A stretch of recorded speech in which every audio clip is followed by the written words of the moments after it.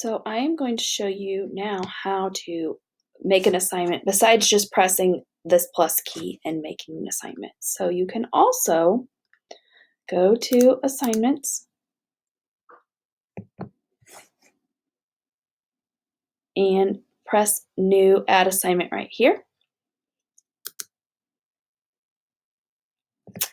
And I'm going to call this module 4, lesson 2, problem set. And then what I'm going to do is I have made in my files, I have an image. So I'm going to go to my images and it's in my course image.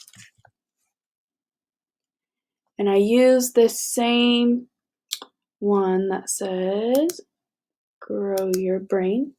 Oops, you only have to click it once. I always do this. So grow your brain. So that's how you could enter, like have a header or something. And I made that header in Canvas. So I have my image. And then I am going to add a document. So I'm going to go here and I'm just going to use a course document for right now just to model this. But I have uploaded all of my problem sets through the file upload that I showed you how to do for pictures. You can also do that for PDFs. And so I'm going to just put this one on here for now. And you only have to click once. Just get a little carried away. So there is my PDF that I want them to do. So I always put the little emoji next to it that is the printer so that they know they can print that out.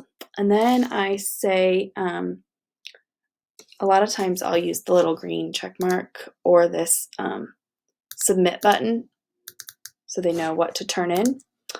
So turn in your completed problem set. You may print it out or use the file upload. So down here, well, I don't need that to be 40 points. I make this, actually on these, I make them only 5 points. And I have made an assignment group because this is a problem set, so I'll put it in the problem set. And here, you can have them display it as points or incomplete, complete or incomplete, and that's usually what I do for this one. You can also have percent, lots of things to play with there. Then here's where the kinds that you can make. So no submission would be if you don't want them to turn anything in. I use this for when my kids are taking a quiz on an outside thing like our Wonders reading. They can take a quiz and it doesn't talk to Canvas, and so I have to manually enter the grades in. So that's when you would use this. Online, you have these 4 different choices. Text entry just gives them a text box. I don't always use this because I cannot write on it. I like to have things I can write on and grade on my iPad. Website URL will turn it straight in from there. Media recordings, they can record straight in that right there. And then file uploads. There's 4 different kinds of file uploads that I'll add a picture that shows that in this next part. And then you can have them have unlimited or limited attempts. I usually keep it at unlimited. You can make it a group assignment and then it will pick, you can pick the groups. You can require peer reviews, meaning the kids can edit it.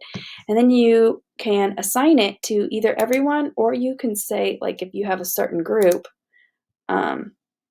you can pick who, if you want to differentiate and give kids different assignments. Then you can pick your due date. You can just click on the date or you can type it in.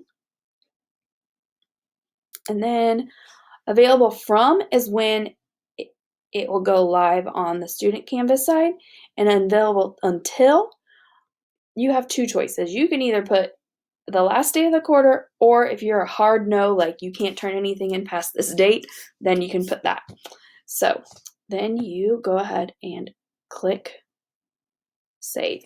I was doing this fast, so you could probably put way more directions in here. I just didn't. You can use any of these things up here to add to it. And then you hit save.